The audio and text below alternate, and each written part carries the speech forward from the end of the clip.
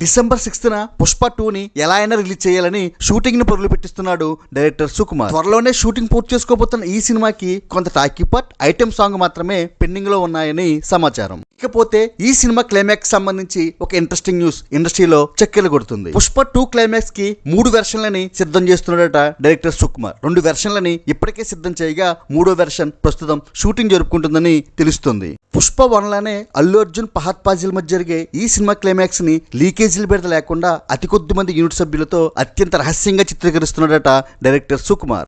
ఇలా 2-3 climax versions తీయడం, shooting అంతా అయ్యాక తనకు బాగా నచ్చిన వెర్షన్ ని సినిమాలో ఉంచడం సుకుమార్ కి అలవాటైన పనే. పుష్ప 2 క్లైమాక్స్ ఎక్స్ట్రాడినరీలా ఉండేలా పకడ్బందీగా తెరకెక్కిస్తున్న సుకుమార్ క్లైమాక్స్ లో ఒక భారీ ట్విస్ట్ తో పుష్ప 3 కూడా లీడ్ ఇవ్వబోతున్నాడట.